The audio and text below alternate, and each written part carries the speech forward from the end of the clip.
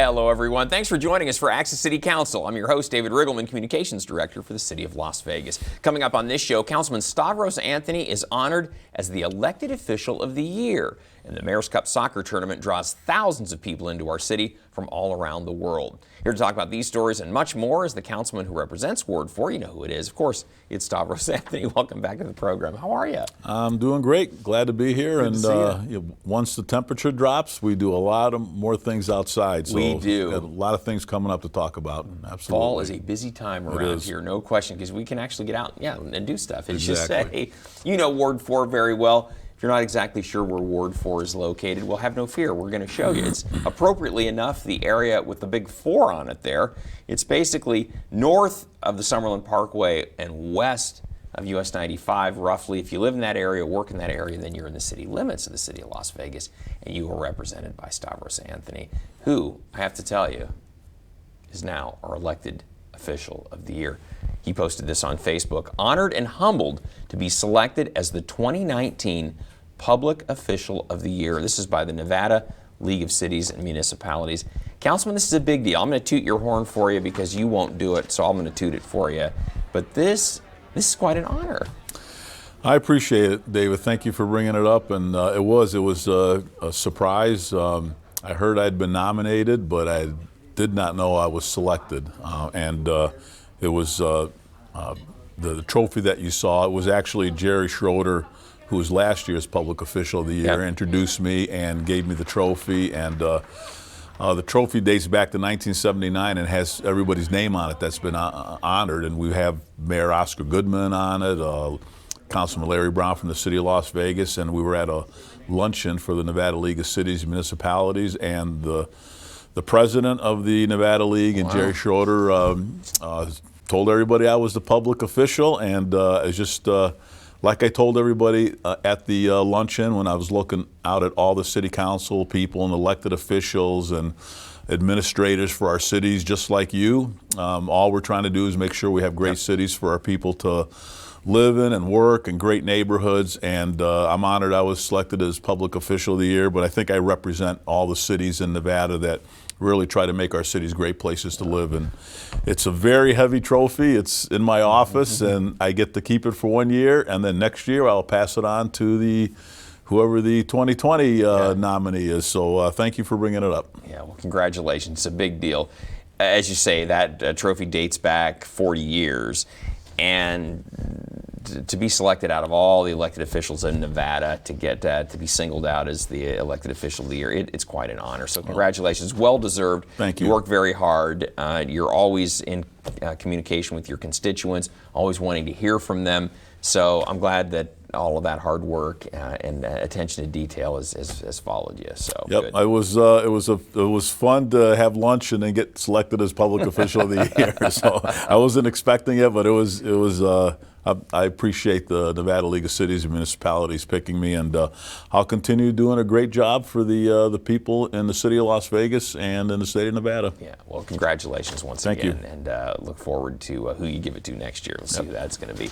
Councilman, you also did this. It's great that you recognized, instead of being recognized, you did the recognizing.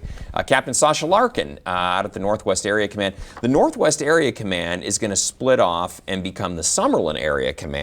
She's going to be in charge of the Summerlin Area Command, but they're a little send-off as they were changing hands out there at Northwest. And Councilwoman Victoria Seaman joined you for that as well. Yeah, Captain Larkin has been the commander of the Northwest Area Command for a couple of years now, and has done an absolutely phenomenal job. She really engages with the community, and that's what we like about her. And as you mentioned, the Northwest is going to be split in half. So the Summerlin Area Command will be opening up. It's in the area of 215 and Far Hills in Councilwoman Victoria Seaman's ward. The Northwest Area Command will continue to be in my ward, and she will be transferred to open up that area command. And it's kind of a big deal for a captain to open up a brand new area command. Hasn't been staffed yet. They're still finishing the building, but it was a great partnership with the city donating the property and the Howard Hughes Corporation actually building the building themselves. Didn't cost any taxpayer dollars, and then Metro will staff it and furnish it. out of that, their budget. So it was a great partnership, and she's going to move over there, and I know she will do a great job. And Councilwoman Seaman and I just wanted to recognize her with a proclamation for doing a great job at Northwest, and the new captain, I'm sure, will do a great job at Northwest Area Command. You know of which you speak on this because you were a retired captain from Metro back in the day. It's been a few years ago now, right. But so you know what it's the importance of being in charge of an area, being in charge of a whole division of the departments. It's a big responsibility. Yeah, and the great thing about this is the Northwest Area Command just had such a huge geographic area and huge population, and when it comes to community policing, you need smaller stations that serve smaller geographic areas and populations, so you get to know the people in that particular area. So that's why this is such a big deal. It's going to basically shrink the number of constituents for each area command so they can provide better services. And that's what it's about. And I know Metro is going to continue building substations all across the valley as we grow to make sure that we serve these smaller communities. You mentioned community policing. Explain to the viewers what community policing is exactly. Well, that's interesting because when I hired on in 1980, the philosophy in law enforcement was that they knew everything. They didn't need a partner. It was kind of like the dragnet policing, just the facts, ma'am. Yeah. We don't want your input. We don't want your opinion. Just give us the facts. We don't want you involved. We'll do it ourselves. And over a period of time, we learned that we can't do it ourselves. Public safety is a community event. It's a community partnership, and that's where community-oriented policing sprang up that said, everybody needs to work together. The police, the fire, the city government, the nonprofits, the neighborhood watch programs, the HOAs, everybody has to work together as a community to deal with public safety issues, not just crime, but problems in communities. And that's what we do today. That's what police officers are primarily involved in, is being attached to the community, engaged with the community. And that's why these substations are such a big deal. It used to be that you had a police headquarters and that was it. Now, look at the city of Southern Nevada. I think we have 8 or 9 substations that serve these little pockets, and that's the way it should be. All right. Yeah. Good luck to Captain Larkin. She'll do great. Best of luck with her creating the new area command for Summerlin. And it's like City Councilman, that's a great philosophy in how to be more effective as a police department. And obviously Metro has seen some great success at that. And speaking of community policing and being in touch with the community, you posted this on Facebook, a nice turnout for my Coffee with a Cop and Councilman. And this is an informal way to get to know the police officers and your council member from your area. This took place at Neaters back on October 7th. Yeah, this is community policing right here. We have police officers from Metro or Department of Public Safety, myself, show up at Neaters for breakfast and just talk to the folks, and people come in and they want to meet their officer. Works their neighborhood. They want to. Sometimes it's, hey, I just want to say hi and thank you for what you do. Other times is, I want to let you know about a problem in our neighborhood and I wasn't sure who to talk to, whether it's me or whether it's a police officer. And 30 years ago we didn't do this. Police officers didn't do this. They didn't engage the community. But now this is what we do. And I have to commend these officers for coming out. A lot of residents came out just to chat and find out what's going on in their neighborhood. My planning commissioner, Donna Toussaint, was there. I had my staff, Sally, was there, and it's a good way to talk about not just crime issues, but people want to know about zoning issues, what's going on in the neighborhood, what's the city doing with the homeless situation, things like that. Yeah, so that is community policing at its finest right there. Very informal, and we'll do those. We'll keep you posted when Councilman will do his next one, so if you want to be part of that in the future, great way to just get to know him. Informally over a cup of coffee and talk about whatever you'd like to. So he's all ears. You posted this on Facebook. Volunteers have been hard at work to get the healing garden ready for the October 1 remembrance events. And this was really an incredible turnout of people throughout the community. This was the event from the October 1st evening. This about 10:05. We read the names of the 58 victims who we'd lost. It was touching because a lot of their family members were in attendance. 2 years later, this is still obviously a very painful memory for so many of us. And we had hundreds, thousands of people turn out that evening. And what was inspiring to me is just how wonderful the garden looked, and that was done primarily by volunteers that came out in the days before to make sure everything was shipshape. Yeah, and obviously the most important thing is we're not going to forget. We're going to remember, just like the law enforcement memorial we do every year at Police Memorial Park. We remember people here in the city of Las Vegas, and October 1 was a very tragic event, but we get together once a year and we remember what happened and we remember the victims, and that's what it's really about. Yeah, it's quite an evening. As you can see, there was a candle, the names were read and where they were from. There was a candle lit and a bell rung for each of the 58 victims. And again, many of their family members were out there that evening. So I suspect we'll do it again next year, and as we should, to remember that, to remember those that we lost. And it's we have a place to do it, the Healing Garden. Right. That was such a big deal creating that. So we have a place where you can remember all year long, but we have this event once a year just to remember the victims. Yep. It's downtown near Charleston and Coolidge, if you've not been there. If you don't know the story of the Healing Garden, it's quite phenomenal. The shooting took place on October 1st, 2017. That was a Sunday night. By Friday evening, that garden had been built by volunteers, hundreds and hundreds of volunteers. The city donated the property, the volunteers did everything else. So it's a tribute to our community, I think, just how we mobilize and pulled together to make that happen. That whole Vegas Stronger, hashtag Vegas Strong or Vegas Stronger now, we believe that here, needless to say. Well said. Yeah.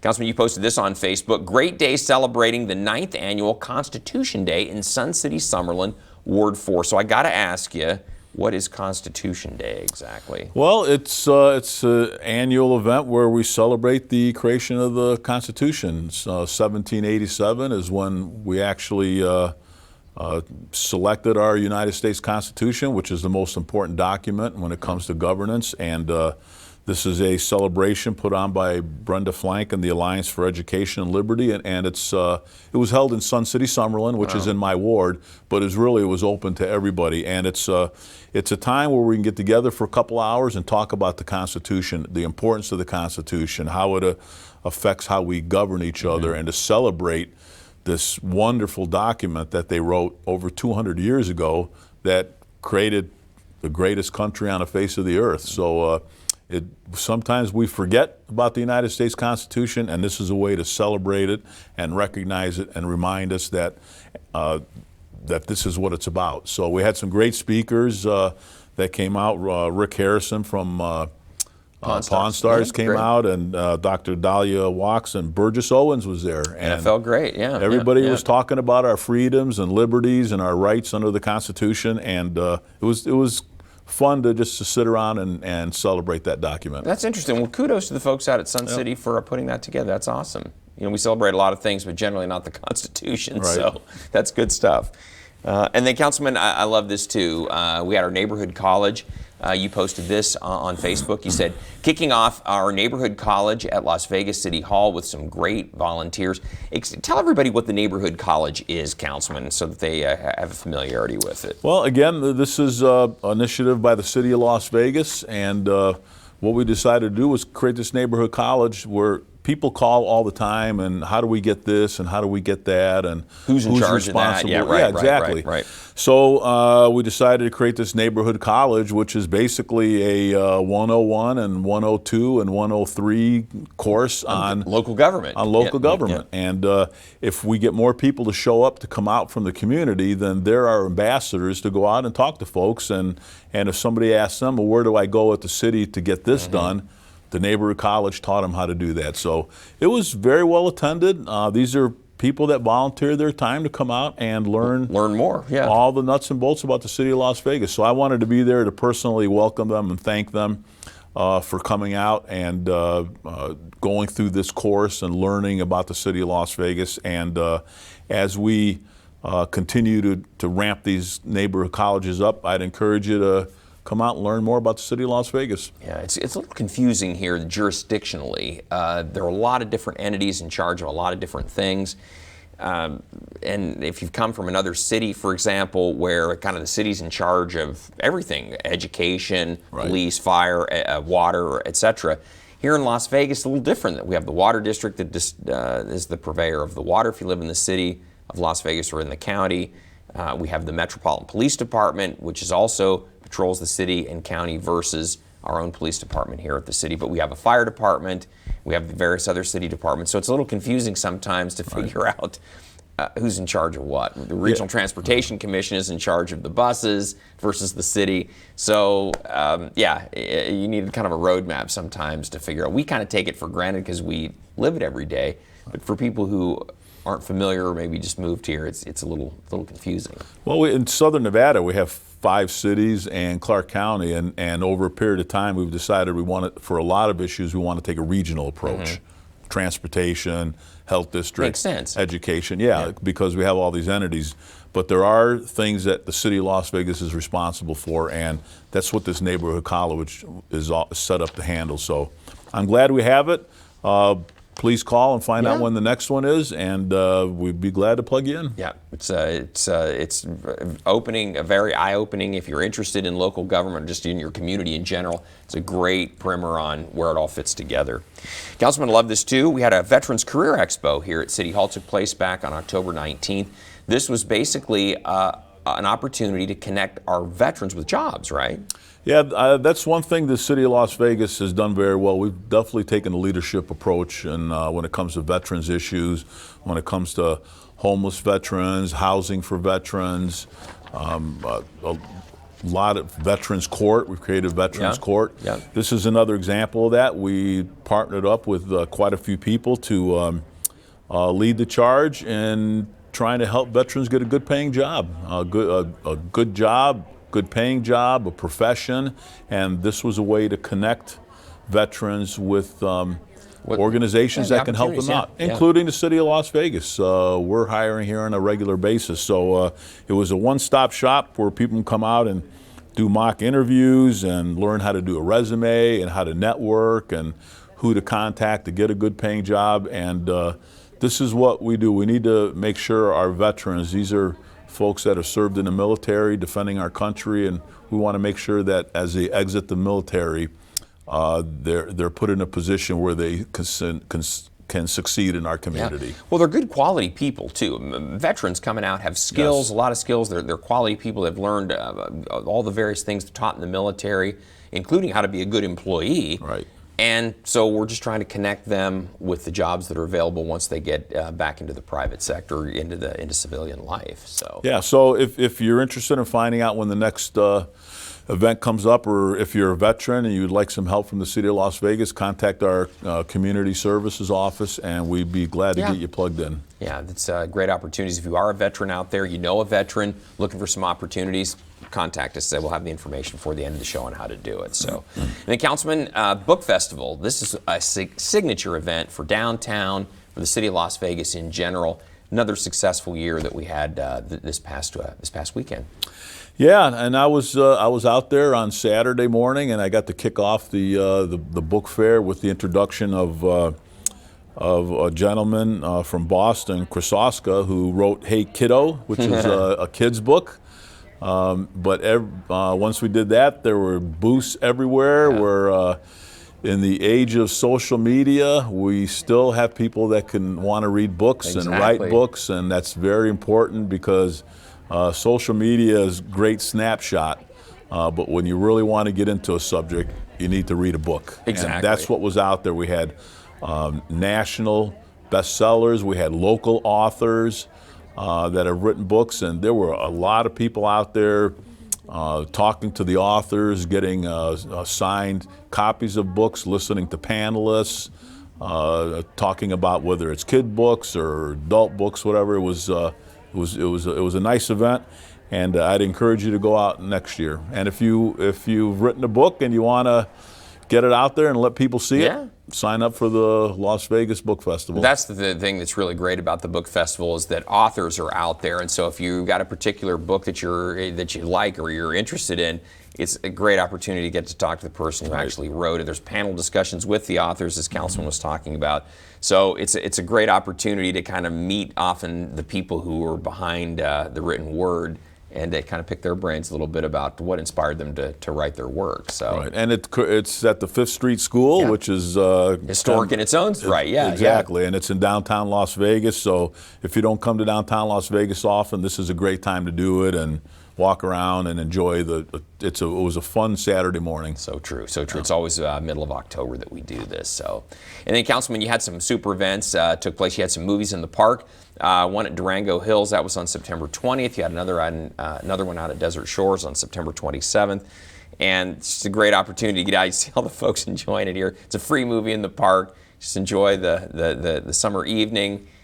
The free popcorn and water and everything else that we bring along with it, and just hang out with your neighbors. No, these are a lot of fun. We have I have Desert Shores. We put out a movie in the park. The Durango Y, Gerheim, one of the parks. We do these movies in the park, and they're just a fun way for families to come out, and they can put a blanket down and let their kids run around everywhere. You can't do that in a movie theater. No, you have to sit that's in not going to work. Yeah, so your kids can run around, get all tired out. By the time the movie starts, they just want to sit there and watch the movie and eat popcorn. And the best thing is you get to meet your neighbor. Yeah. You get to start talking to the person next to you and learn about the people that live in your community. And I'm out there, and I get to talk to folks. It's a great way to see a movie and create a little community spirit. Yeah, and again, I mentioned they're free. You had some first-run movies. You had How to Train Your Dragon, the latest one in that. You always have a really good movie. So these aren't movies like from 40 years ago. These are movies that have come out recently, and again, always free. We'll keep you posted on when the next round of movies in the park are coming up. Councilman, you have some other events, though, in the meantime. Trunk or Treat, October 25th. And we know some of you will see this after the fact as our show airs over the course of a week. But hopefully many of you will see this in time to get out there on Friday, October 25th, 6:30 at the Durango Hills Community Center. And why? Right there at the corner of Durango and Cheyenne. I will be out there with lots of other cars, and we'll be full of candy and popcorn, and our scary car will be all set up. And come on out, and we'll fill your bucket up with all kinds of stuff that you can eat over not one night, but over the course of several months. Exactly right. And the beautiful part of this, if you got a costume, you've gone to a lot of trouble to get your kid or yourself a costume. Hey, you got more than one night to wear it, then not just Halloween night, but you can come out to Trunk or Treat and enjoy the safe environment, have a good time, and see some really cool cars too. And we're going to have the Mad Science Haunted House and a Bounce House and a Cakewalk and a bunch of games. Ooh, and nice. It's right at the Y at Durango Hills in Cheyenne. Yeah, starts at 6:30, so come on out, everybody, and join us. And then this is a big time for soccer every year. It's the Mayor's Cup Soccer Tournament. It's always the end of October. That's going to take place October 25th through 27th. This is a huge deal because it brings in hundreds and hundreds of teams literally from around the world to participate. Yeah, and they're going to be playing actually all over the valley this weekend. But if you want to come down and see the championship games, it'll be on Sunday at Betty Wilson, at Tenaya, and Lake Mead. These are the teams that are playing for first and second. And I'll be out there. Mayor Goodman will be out there, and we'll be handing out the trophies from teams from all over the country and all over the world. And it's always great to hand a first or second place trophy to one of our local teams. And I guarantee you we're going to have some local teams that win. These are some great soccer players, and we have some good soccer players here in Las Vegas. Yeah, the local kids have really come on strong over the last few years, which is great to see. And then, Councilman, we've got an event for the Active Adult Fall Festival is going to take place on Friday, November 15th. From 5 to 7. Again, this is going to be out at Durango Hills again, but instead of for the kids, this is for the older folks.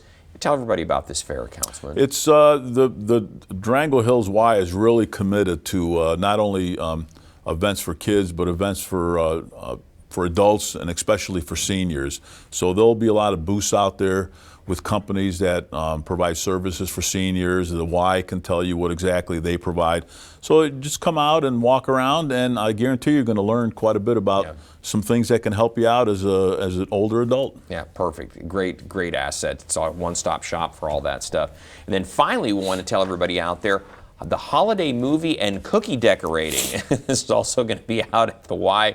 This is going to take place on Friday, December 13th, Friday the 13th, from 6 to 8, and again at Durango Hills Community Center and YMCA. The movie is Elf. And again, the best part of this is that you can watch the movie and then also decorate cookies and eat them. That's the well, the great thing is you can come out November 15th and talk about all the healthy stuff, and then you can come out December 13th and eat all the cookies that you deserve because you've been healthy during that time period. So. Classic movie. That's how we're going to end the year. Exactly. You know what? It all rounds out. It's all in moderation, right? So those are the events coming up. And Councilman, before we get out of here, I want to tell everybody out there, as promised, we always want to hear from you. So if you have something you'd like to share with Councilman Anthony, you can find him on Facebook and Twitter. As you saw, he is active on social media. You can also contact the councilman just by picking up the phone, 702-229-6405, or you can send him an email. His address is santhony@lasvegasnevada.gov.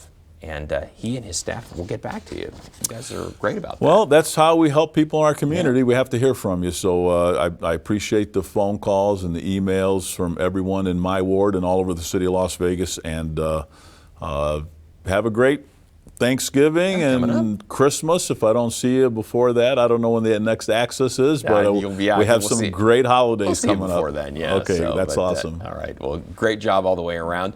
And we want to tell everybody out there, we want to thank you for joining us for this edition of Access City Council. Don't miss our next show beginning on October 31st with Ward 2 City Councilwoman Victoria Seaman. You can catch all of our KCLV shows now on Apple TV, Roku, and Amazon Fire. And don't forget, you can watch us live on the internet at kclv.tv. As we go to close the show, we leave you with a look back at our National Night Out of celebration that took place out in Ward 4. It's part of a segment we call What's New in Ward 4. So enjoy, and we'll see you next time around.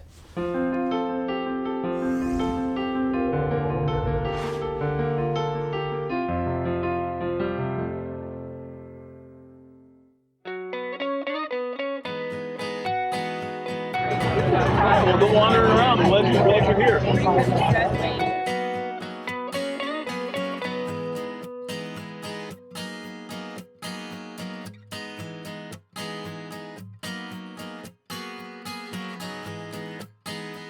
What tonight is about is for us to improve what we're doing to make sure that we remove the fear that you might have in your neighborhoods, in your work environments, when you're on the roads.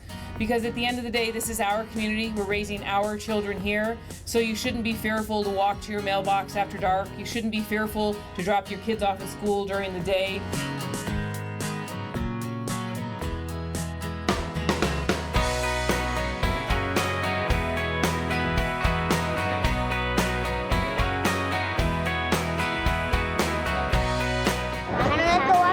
Yeah, this is where I talk into it, and then this is where I listen. This is my badge, just like what you have.